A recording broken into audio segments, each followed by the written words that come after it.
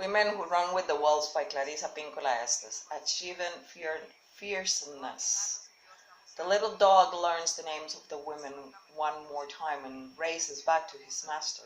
He ignores the feast on the road and the enticing smells from the bush. Here we see the consciousness of the psyche rising. The instinctive psyche has learned to curb itself, prioritize, and focus. It refuses to divert, is now intent. But from nowhere a dark thing suddenly jumps out at the little dog. The stranger shakes the dog and shouts, "Tell me those names. What are the names of the young women, so I might win them?" The stranger does not care for duality or the finer points of the psyche. To him the feminine is a possession to be won and nothing else. The stranger can be personified by an actual person in the outer world or by a negative complex within. It does not matter which, for the devastating effects is the same. This time the dog engages in unrestrained battle. Whether male or female, this occurs in our lives when an incident, a slip of words, an old thing of some sort jumps out and tries to take us forget who we are. Jumps out and tries to make us forget who we are. There is always something in the psyche that tries to rob us of the names. There are many name robbers in the outer world also. In the story that the little dog fights for its life, sometimes the only way we learn to hold to our deeper knowing is because a stranger jumps out. Then we are forced to fight for what we find dear, fight for the serious about what we are about, fight to develop past or superficial spiritual motives, which Robert Bly calls the desire to feel groovy. Fight to hold on to the deeper knowledge, fight to finish what we have begun. The little dog fights to keep the names and throttily conquers the repetitive slide into unconsciousness. Once the battle is fought, amazingly the dog has not lost the names, for that is what they were fighting over, knowledge about the wild feminine. Whoever possesses it has the power equal to that of the woman herself. The dog has fought to give this power to the worldly man, Manawi. He has fought to keep this power from an aspect of an anxious human nature that will misuse it. The giving of power into the right hand is as important as finding of the names. The heroic dog gives names to Manawi, who presents them to a young woman's father. The young women are ready to go away with Manawi. They have been waiting for Manawi to discover that and retain conscious knowing of their intrinsic natures.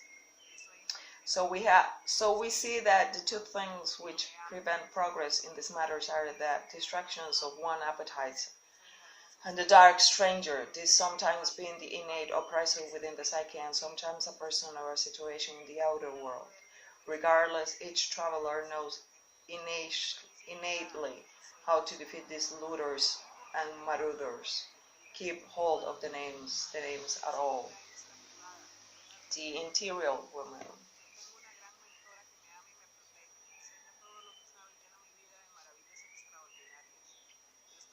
The interior woman. Sometimes women have tried and cranky while Sometimes women are tired and cranky while waiting for their mates to understand them. The women say, why can't they know what I think, what I want? Women become fatigued with asking this question, yet there is a solution to this dilemma, a solution which is efficient and effective. If a woman wants a mate who is responsive in this way, she will reveal to him the secret of women's duality. She will tell him about the interior woman, the one who added to herself makes two. She does this by teaching her mate to ask her two deceptively simple questions that will cause her to feel seen, heard, and known. The first question is this: what do you want? Almost everyone asks some version of this, just as a matter of course. But there is yet one more essential question, and that is, what does your deeper self desire? If somebody knew this, if one overlooks a woman's dual nature and takes a woman at face value, one is in for a big surprise.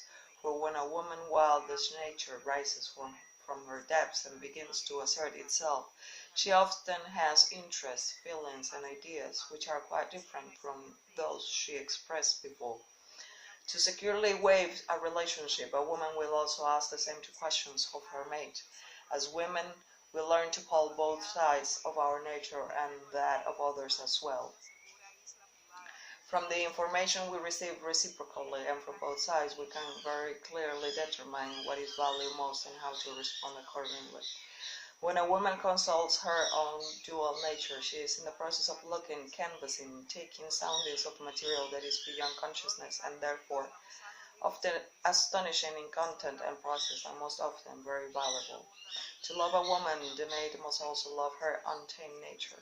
If she takes a mate who cannot or will not love this other side, she shall surely in some way be dismantled and be left to limp about unprepared. So men, as much as women, must name their dual natures.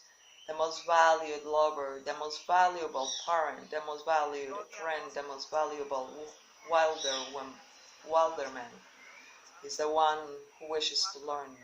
Those who are not delighted by learning, those who cannot be enticed into new ideas or experiences, cannot develop past the road upon their rested now.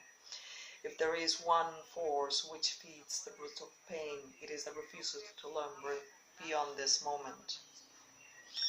We know that the creature wild man is seeking his own earthly woman. Fear or not, it is an act of deepest love to allow oneself to be steered by the wildish soul of another. In a world where humans are so afraid of losing, there are far too many protective walls against being dissolved in the luminosity of another human soul. The mate for the wildish woman is the one who has soulful tenacity and endurance, one who can send his own instinctual nature to peek under the tent of a woman's soul life and comprehend what he sees and hears there. The good mate is the man who keeps returning to try to understand, who does not let himself be deterred by the sight shows on the road. So, the wildish task of the man is to find her true name, and not to misuse that knowledge to seize power over her, but rather to apprehend and comprehend the luminous substance from which she is made. To let her wash over him, amaze him, shock him, even spook him, and to say with it, and to sing other names over her, and it will make her eyes shine. It will make his eyes shine. But lest one rest too soon, there is another aspect to naming the dualities, a more fearsome one yet, but one essential to all lovers. While one side of woman's dual nature might be called life, life's twin sister is a force named death. The force called death is one of the two magnetic forces of the wild nature. If one tends to name the dualities, one will eventually bump right up against the bolts called of death nature. They say only heroes can stand it. Certainly, the wildish man can stand it. Absolutely, the wildish woman can stand it. They are in fact wholly transformed by it. So now please meet Skeleton Woman.